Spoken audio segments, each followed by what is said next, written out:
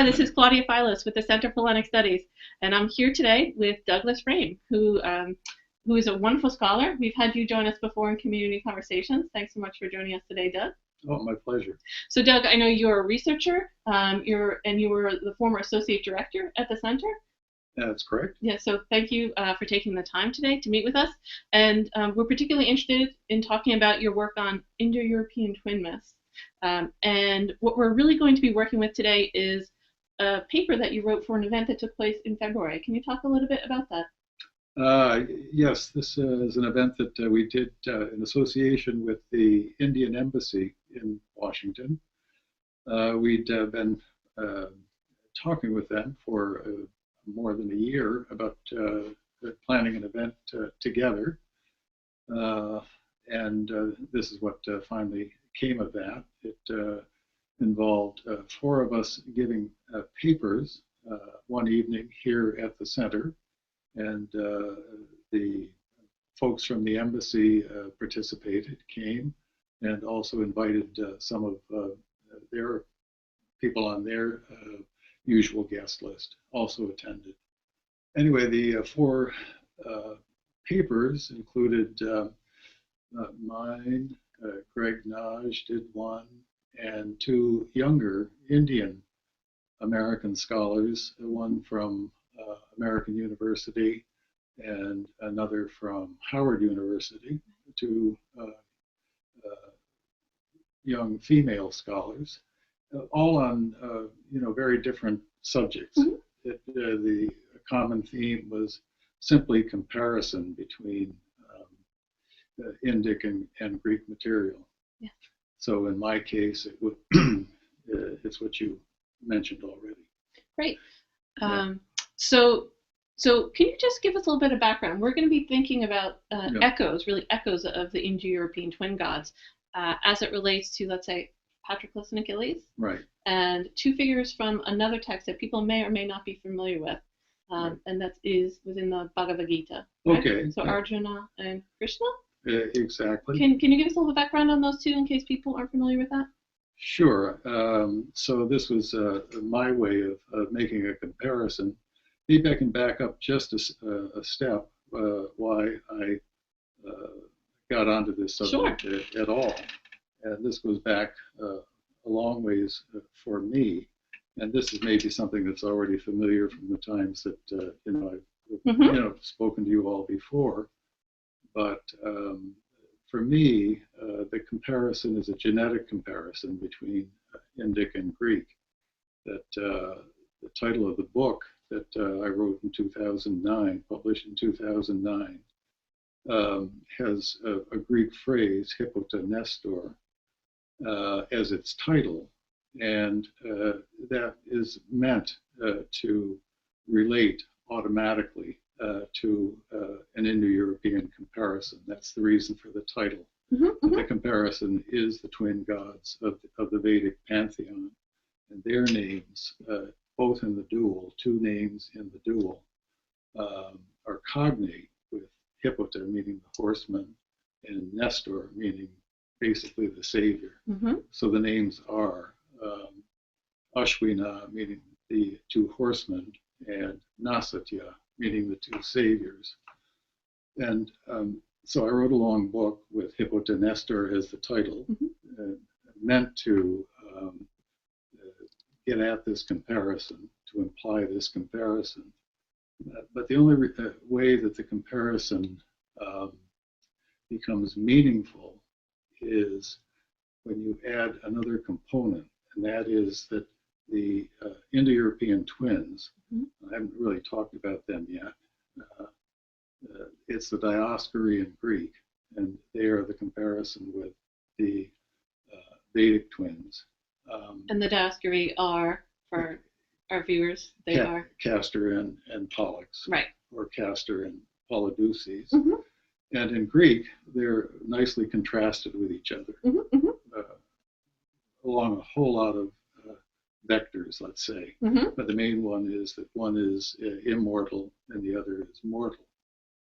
And in Sanskrit, in the Vedic pantheon, you have the cognate pair of twins, the difficulty is that they're not contrasted with each other as specifically as in Greek.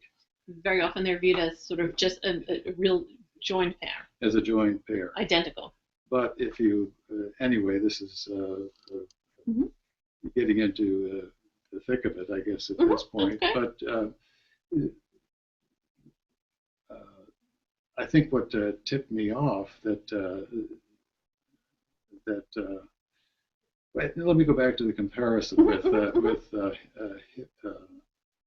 Nestor. That comparison didn't mean anything to me until I realized that the Indic twins also are contrasted with each other. And you get that from Sanskrit Epic. In Epic, the twins have sons, and these sons are contrasted with each other, just along the lines that you have in Greek. So that's kind of the background, maybe a little bit too detailed, but so the idea is that you have a comparison between Indic and Greek, involving twin gods, same pair, the Dioscuri in Greek, the Ashwins in Vedic, and in both cases you can show that the twins were contrasted with each other. Then you can bring in Nestor, who has a variation on the twin myth. He loses his twin brother and essentially takes on the characteristics of that brother. And that's why he's both. He's Hippota and Nestor. Right, because we can see in the way that you reconstruct it so beautifully that in the Indo-European twin myth, you have one very common variant is that the immortal twin brings the mortal twin back to life, right? The mortal twin dies in battle. He's a warrior twin. And the immortal twin brings that warrior back to life after he dies. But in this case, Nestor, instead of bringing him back to life, replaces his twin. This is perfect. You added the absolutely essential thing, which I didn't say. This also happened at the I learned this from your books. It's not my research. It's your beautiful research. No, I'm just commenting on the dynamic with Claudia here. Yeah. To this, she sat next to me. She was moderating the event in February. And I tend to get a little bit detailed and leave essential things out. And Claudia just looked over at my notes and said, this. And I said, yes, that's right.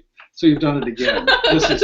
That's the key point in the myth, is that the immortal twin, well, let's start with the mortal twin, actually dies in battle.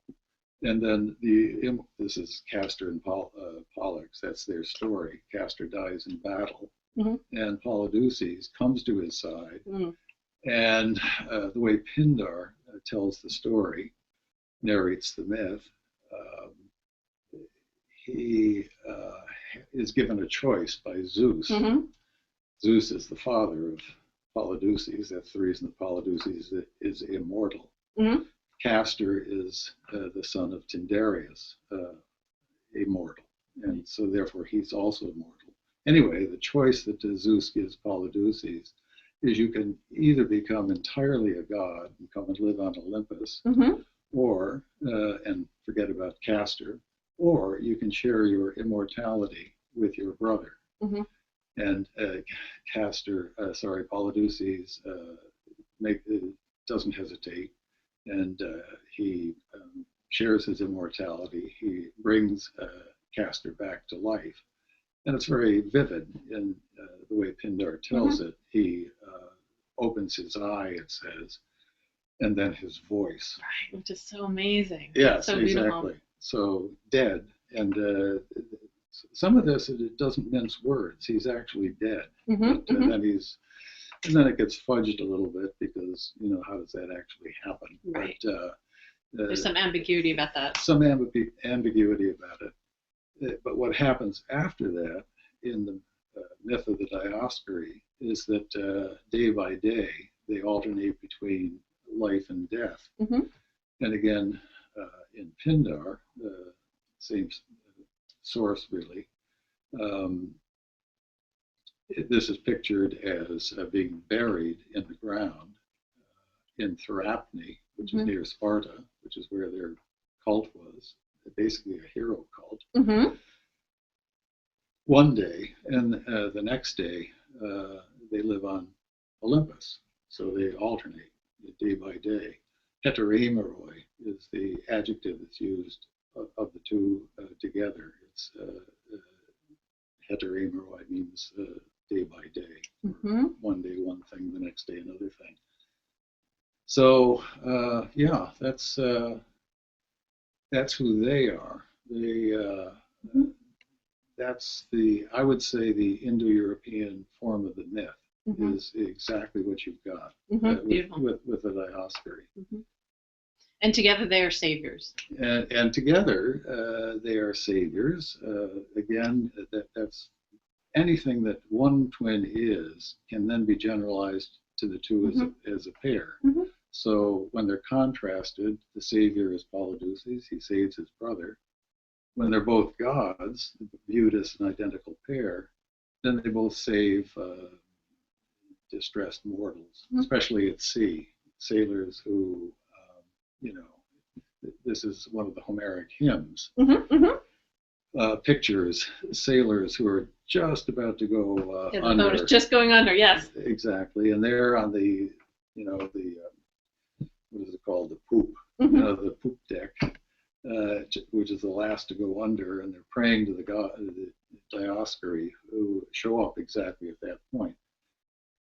You have the same kind of myth in the Rig Veda of the Vedic twins. They do exactly the same thing. They show up in their chariot, and a variety of mortals have myths in the Rig Veda. Very slender accounts, but numerous references to names, Reba,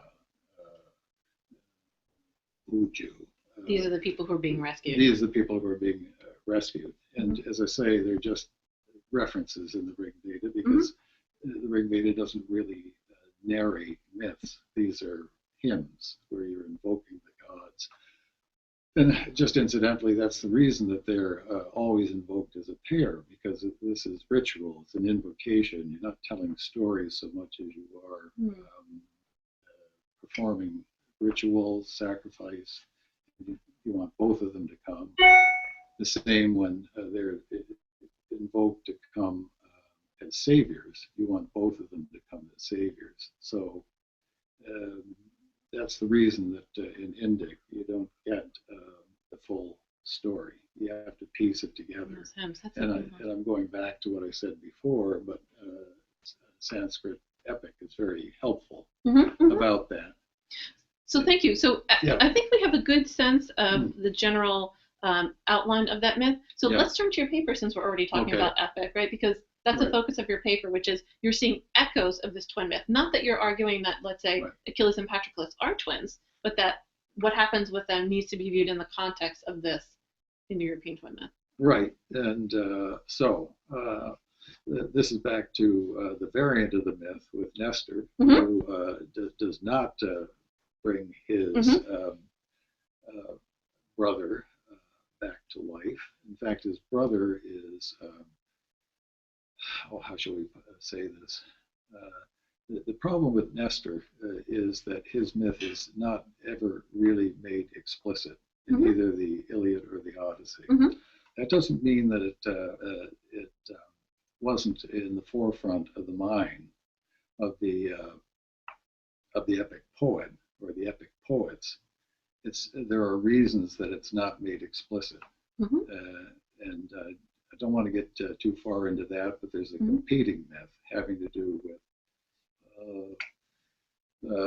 circumstances in which the Homeric poems were composed, created, and that's the competing myth.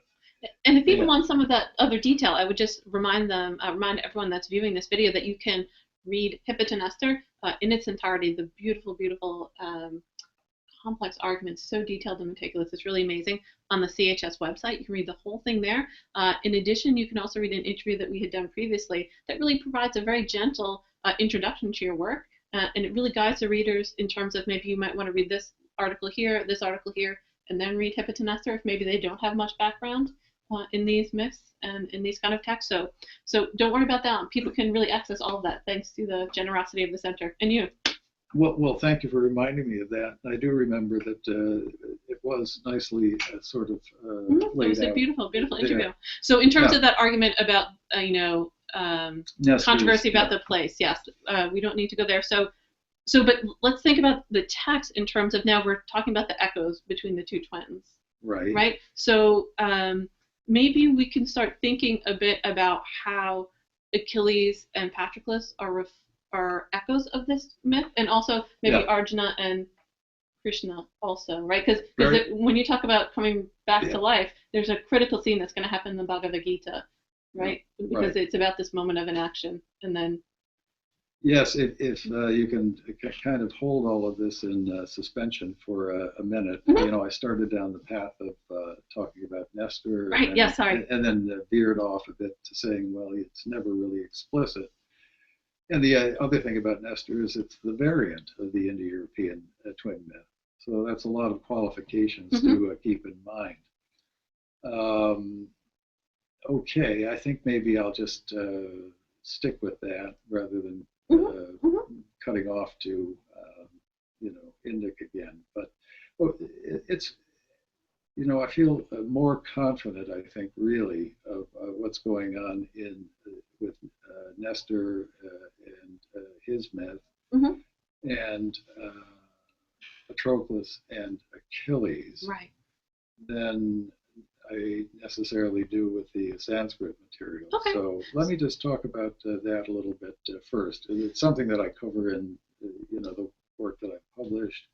The Indic material was something that was more in connection with the event that we did in February. Okay, sure. So let's focus then on Achilles and Patroclus. So in what way are they echoing the Indo-European twin myth? Yeah. Where do you see those echoes? Yes. You see it in Book 11 of the Iliad. This is where the situation is that it's set up very beautifully.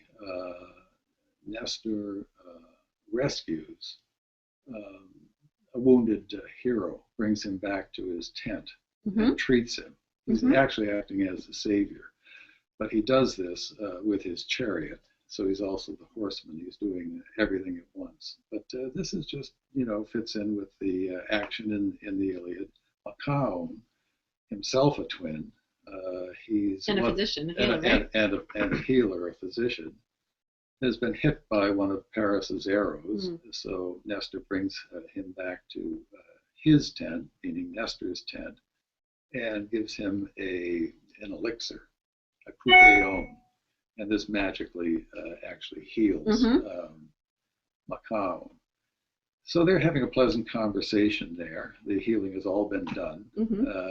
When Achilles, who has seen Nestor fly by in his chariot, Achilles, who's out of action at this point, is standing on the stern of his ship, and he wasn't able to see who the wounded warrior is. And he says he couldn't see his eyes, right? He couldn't, exactly. And so he calls Patroclus and sends Patroclus to find out who was wounded. Patroclus does that, and Nestor, this all just sets up the scene in Iliad 11. And I'll get to the bottom line very quickly. Nestor here gives Patroclus the idea of taking Achilles' place in battle. But the way he puts it is either rouse Achilles to action or take his place. And the way the story develops, Patroclus takes his place by donning his armor and actually becoming Achilles. So Nestor gives him the idea to do that, But there's more to the scene in Book 11. When Patroclus arrives, Nestor prefaces this advice, and that's the point that he wants to get to, with his own story. Mm-hmm. And his own story is about when he was young. And this is where you get his myth.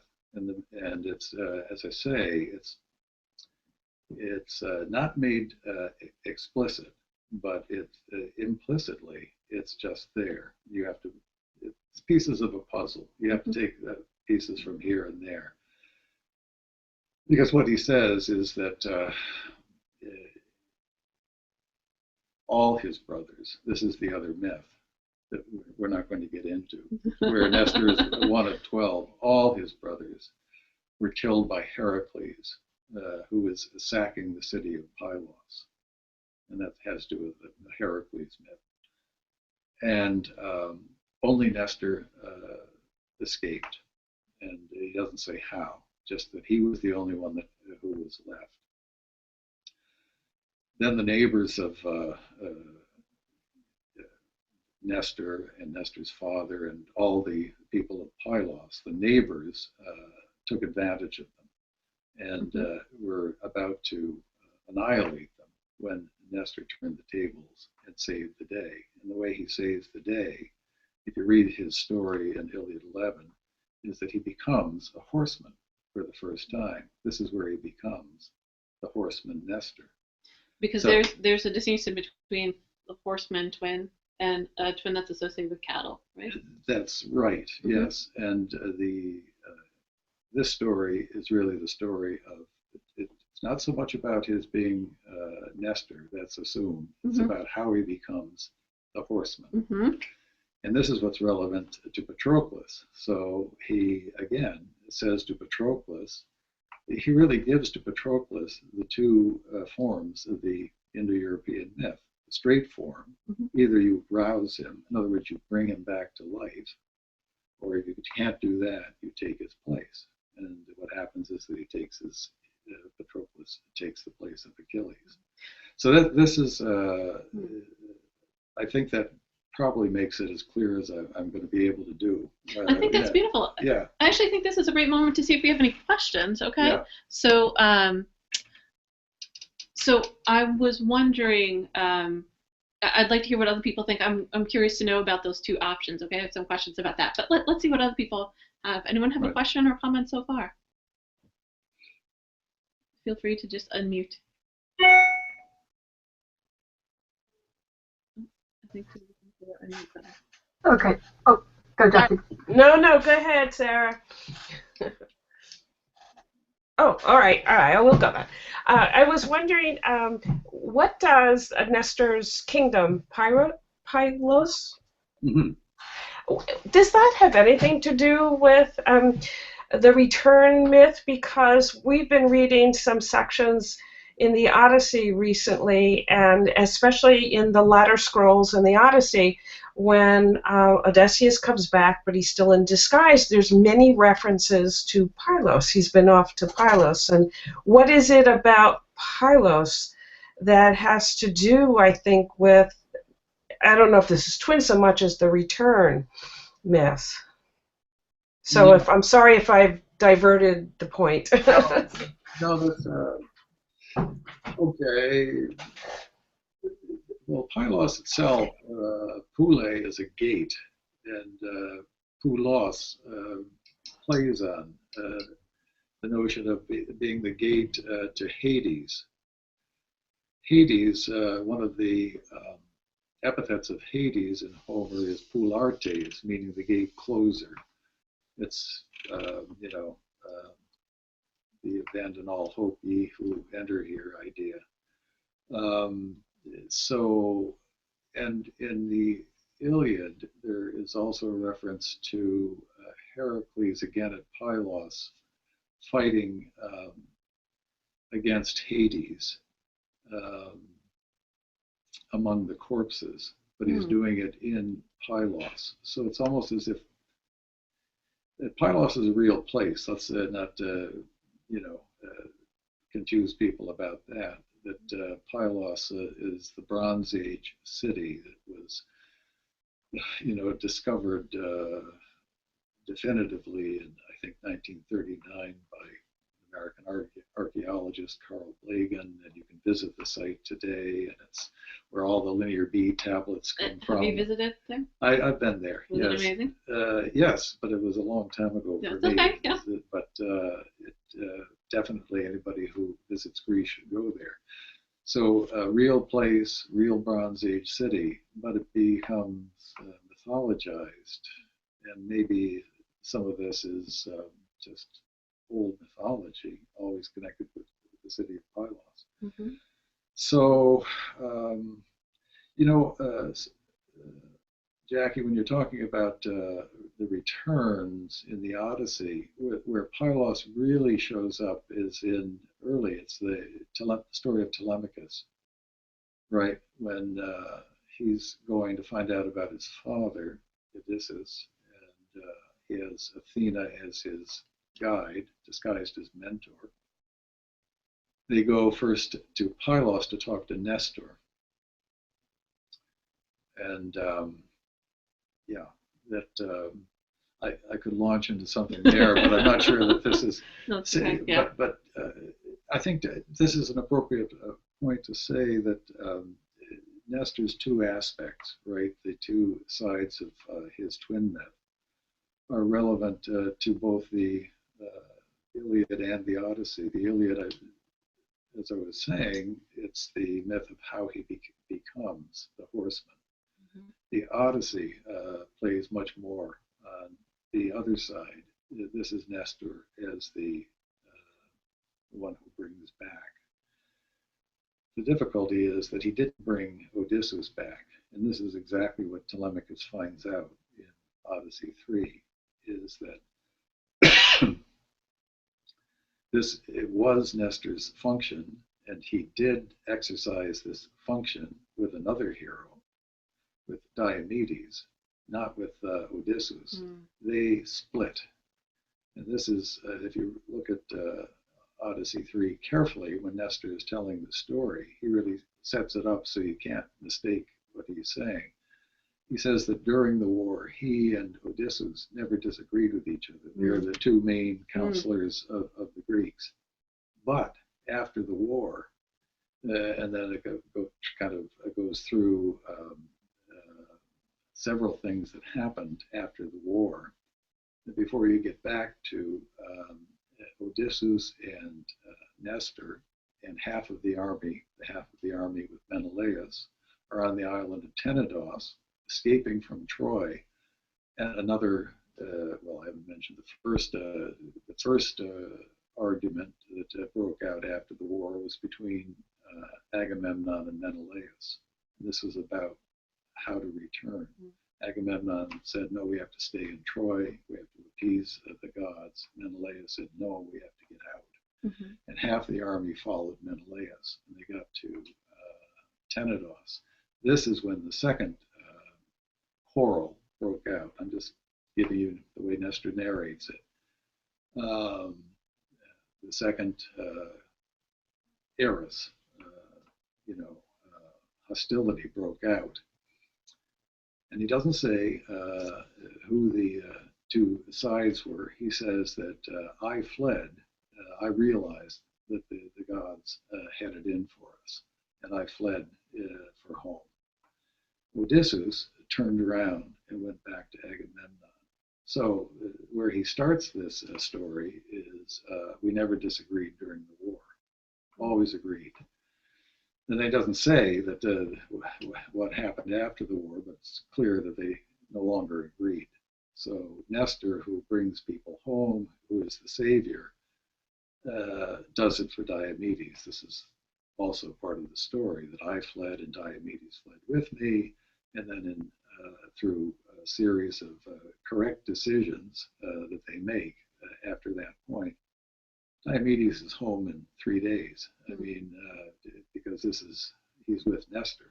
So, I mean, that's really interesting, because I think it brings to the fore the idea that as you think about the twins, you have to think not just about who are twins together, but the function of these twins, right? They have a function within within these epics and within these myths. And so their function, even though it may not always be explicit, it is always present, it seems, and relevant to the way we think about the text. No, I would agree with that. I think that it's tricky sometimes to know how to treat it. But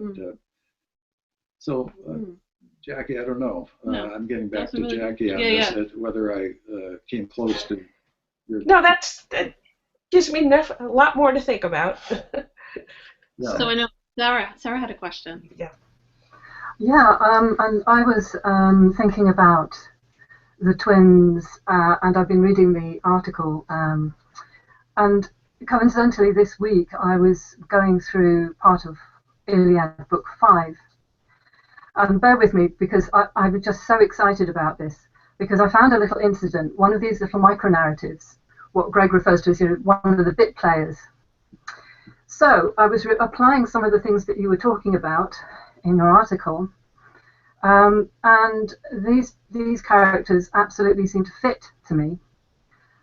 Aeneas kills two of the Achaeans, Crethon and Orsilochus.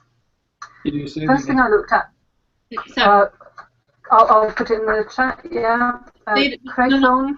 No, and your volume just broke up just for 1 second. Say them one more time. Crethon and Orsilochus. Now, if I've got the meanings of their names right, Crethon, I think, is something like shining head, or something along those lines. And Orsilochus is something like raising ambush. So there you've got your cattle raiding and your kind of immortally sort of thing. Next thing, they are actually real twins, not just notional twins. Their father's name, Diocles, and you talk in your paper about how a father's name is related etymologically to the name of Zeus. So I think there's another check. The family is descended from the river Alpheus, which flows through the land of the Pylians. So there you're in the same ballpark area as Nestor and Pylos. Then when they're killed, there's a simile about how they are like two lion cubs brought up on a mountainside, raiding cattle and plump sheep. So there you've got your cattle raid.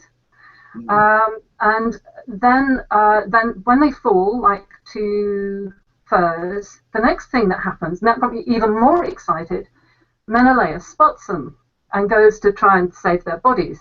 And he's described in Greek as something that is something like helmeted in fiery bronze. So you've then got that shiny head thing going on, and we know Menelaus will become immortal.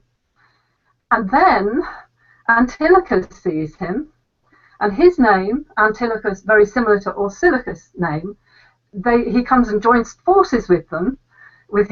They kind of spirit away the bodies to, be buried presumably, and the two of them are then fighting side by side. And again, you've got lots of dual forms going on in the grammar, and I just thought that was so exciting, and it seemed to just fit a lot of the criteria. So, your paper really helped me to read a micro-narrative and get so much more out of it. So I'm just, thank you. Well, thank you so much for that. That's beautiful. I mean, there's a lot for me to think about there too. I've never focused on that. I have for some other reasons, having to do with the, I can't even remember at the moment, but it does have to do with Pylos and the geography and so on. But I've never focused on, twins being involved. Beautiful. Yeah. And Sarah just posted us a note in case people are watching and they want to read this passage for themselves and evaluate the lines themselves. It's at Iliad 5, around line 541.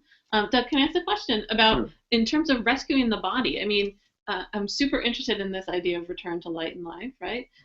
Someone who brings someone back. I mean, if you rescue the body, is that a kind of savior too? There's certainly a lot of attention to rescuing the body, and you think of Patroclus, the fight for his body. That would be the main thing that comes to mind for me. And I don't know whether I can connect it with reanimating the twin myth. Mhm. I No, don't yeah, know, yeah, but that's fine. something to think about Yeah, anyway. Yeah, great. All right, so how about some more questions? yeah, this is great. Janet. Can I ask one? Oh, no, David, please, yes. Can you hear me? Yes, we can, thank you. Good.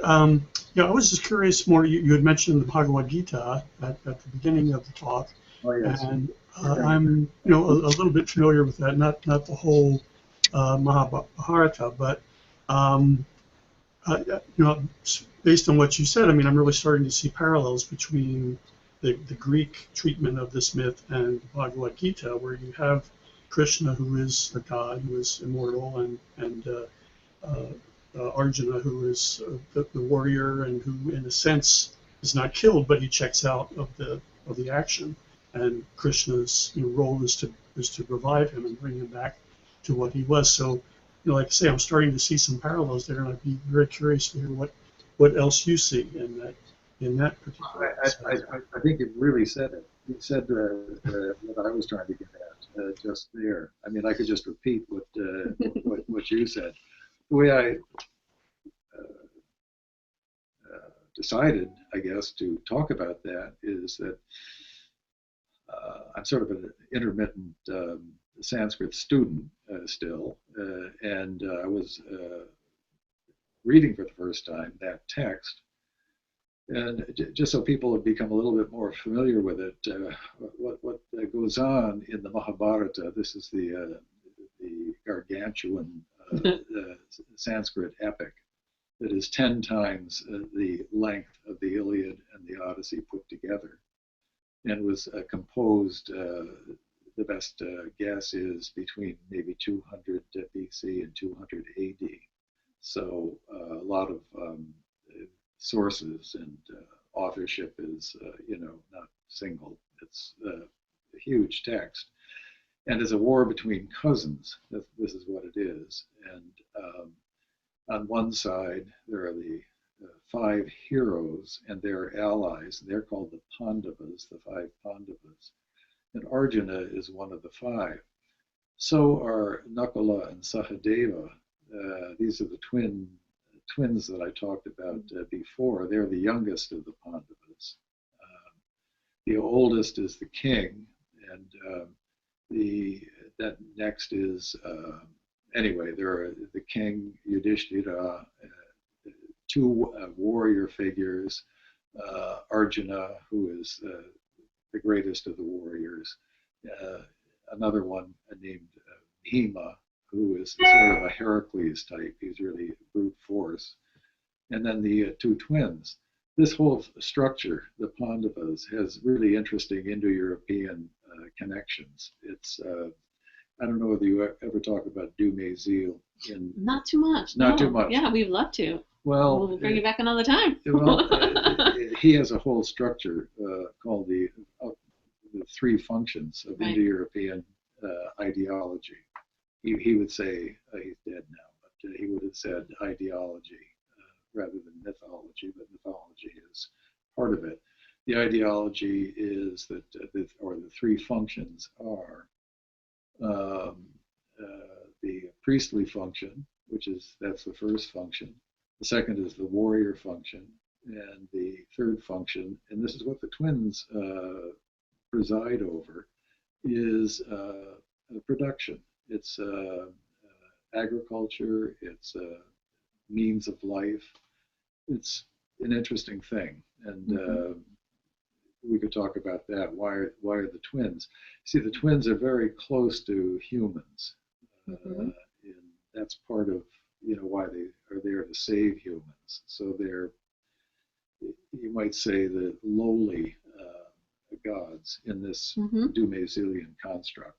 Okay, so maybe too much background. No. So in the Bhagavad Gita. Yeah, and the Mahabharata, there's a lot of build-up before the war starts. So you get to book 6, and the war still hasn't started, but there's been a big offense on the part of the other side. And they are called these are the sons of the Kauravas is the name for them, but they are the 100 sons of a blind king on the other side whose name is Dhritarashtra.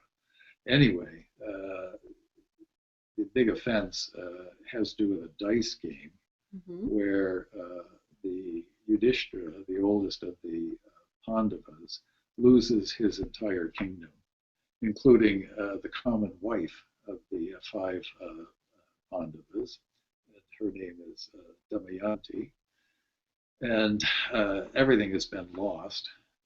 But anyway, you get to finally a war. This is in the 13th or 14th year after all of this it got started. And they're all lined up on the battlefield in Book 6 of the Mahabharata, millions of them, because everything is, extravagant. Yes, countless, right? Yeah. Yes, exactly. And but the war doesn't start.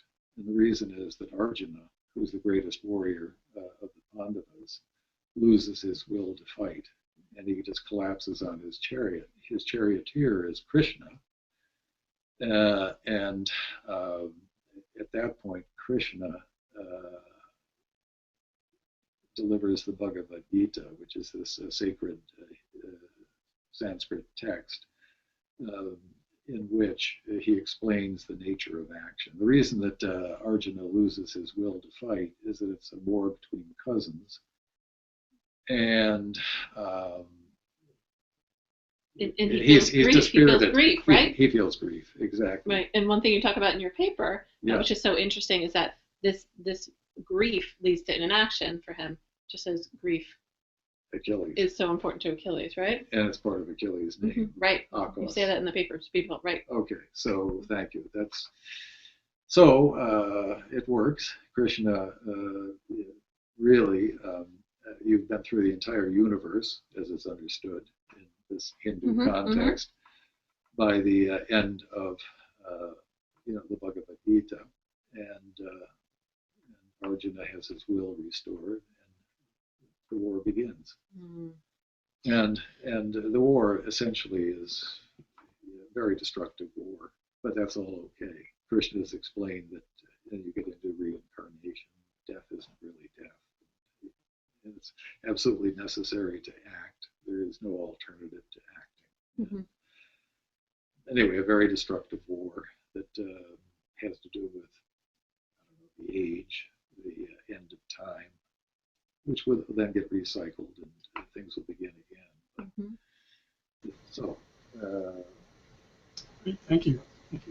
Yeah, okay. We could go on with that a bit. Right, I'm sure. Right, I mean, I'll go back and reread that now with new eyes, I think, the Gita. Okay. Yeah. And I mean, it's significant that it's, I'm thinking about the way that scene in the Bhagavad Gita. I'm not a Sanskrit person at all, so I'm just reading in translation to be 100% clear. So that this person is, that they're on the battlefield, they're on a chariot. Right. It begins by him saying basically like, hey, move the chariot out here so I can see everyone, right? Right. And that's when he sort of loses it. Yes. And then it's a matter of sort of bringing him back together right there on the battlefield. It's just, yes. It's such an overwhelming, beautiful system, I guess, for bringing the hero back. And the image is very clear, as you say. I mean, he sinks to the floor of the chariot, right. And Krishna, the charioteer, is in front, to drive the chariot. Krishna is just an interesting character too. I mean, I think everybody has some familiarity with Krishna as Hindu god, and that develops out of things that are earlier. I mean, I think we're still dealing with an epic hero in the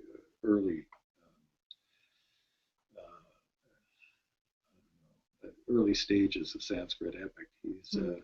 He is a charioteer.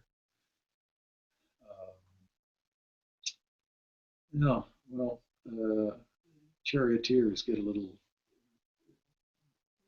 I don't think I want to go on too much with that, because it's something that has wide ramifications, I think, in Indo-European. Charioteers as this kind of teacher figure, that I think you get the same thing in Irish, which I don't know much about, where again there's this I don't know. I would connect it with the immortal twin again. Mm-hmm. But you see it on the chariot. It's this difficulty with twin mythology that anytime you want to make distinctions, you can always erase that distinction by saying that, well, whatever one twin is, the other twin is at the same time. So it gets a little hard to stay clear. Okay. Yeah. No, that's super, super helpful. Okay, so I think we have some other questions coming up. So actually, Sarah is posting a question from one of our community members who unfortunately can't be here today. She really wanted to attend, but she couldn't. So Sarah, actually, you want to can you present that question for us? Sure. This is a question from Kimmy McIver, and she's asking, in your new article, you discussed the role of Patroclus as bringer of life and light. His death bringing Achilles, equivalent to Arjuna, back to light and life, mobilizes him back to fight, back to the battlefield. And Nestor playing a key role in all of this, and you were talking about that earlier. Kimmy's wondering about his son, Antilochus. In his attempt to save his father, Antilochus is killed by Memnon. He's sacrificed himself for his father. He dies for Nestor. And Achilles avenges his death by killing Memnon, the same way he'd avenged Patroclus' death by killing Hector. So she's wondering, is there a significance in the fact that Nestor's son, Antilochus, is also buried with them in the same mound? Presumably they share some sort of immortality or light and life brought to them by Achilles? What's your take on that? A lot of interesting things in that question. Mm-hmm. Yeah, it's true that there's a parallel between the death of Patroclus and the death of Antilochus. The death of Patroclus happens in the Iliad. The death of Antilochus is alluded to.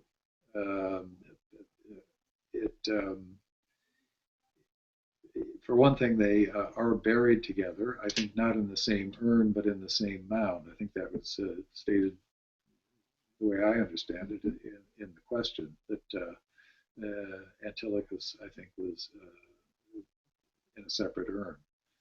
And I think that maybe comes out at the book 24 of the Odyssey. Mm-hmm. So, yeah, these are sort of parallel situations.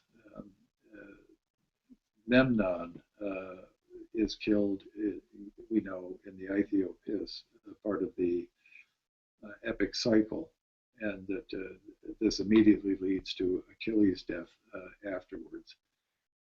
There are other places where the death of Antilochus is alluded to. One is in Iliad 8, where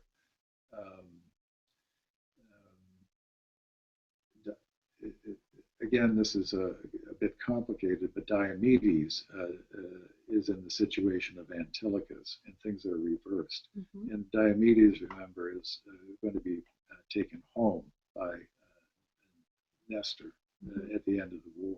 And this is saving Nestor, right? On the battlefield. This is the saving Nestor, but he loses his own son. In that episode in Iliad 8 plays on that. Nestor's in trouble, his horse has been shot. Diomedes sees him, goes out and rescues him, tries to get Odysseus in on the action. Odysseus doesn't want any part of it. Right, he hears and doesn't. Yeah, that's a super interesting passage. Because it's alluding to what happens in Odyssey 3, where they separate there, yes. And Odysseus doesn't have Nestor. He doesn't think he needs him, so he doesn't save him in this Iliad 8. But it's a very touching situation in Iliad 8 that Diomedes rescues Nestor, but that's alluding to the battle against Memnon, where Antilochus tries to do the same thing. Once again, Nestor is an identical situation as far as we can tell in the Aethiopis. And also in Pindar tells this myth. that Nestor's horse has been shot. Antilochus sees what's happening, rescues his father, but dies in the attempt. So he actually does rescue Nestor, and but dies in the attempt. So what's the result of that? The result is that when it's time to return, as we learn in the Odyssey, Nestor brings Diomedes home, but not Antilochus. Antilochus is dead. He stays in Troy, buried with Patroclus and Achilles. And in Odyssey 3, when Telemachus first arrives in Pylos and begins his questions about what happened in Troy and where's his father, the way Nestor begins is, oh, you're reminding me of, the grief that we suffered over 10 years. And he names all the great warriors who died there, not all of them, to two or three. And then he ends with Antilochus, his own son. So Nestor is not above it all. I mean, he's also tied in with the rest of us mortals, I guess. Right. There's that connection, right, with mortality. Now, there was much more to this question, and I just went for part of it, but...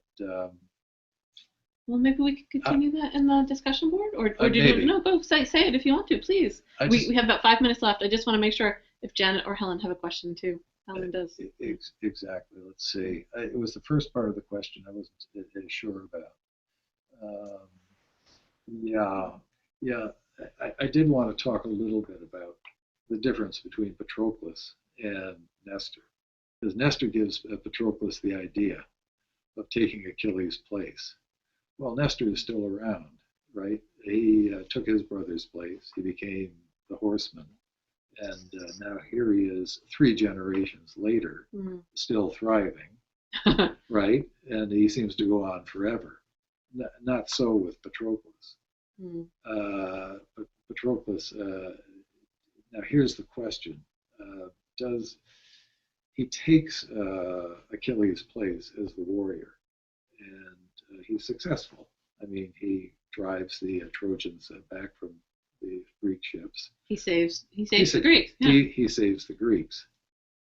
In a sense, he also brings Achilles back to life, but it's a strange way of doing it.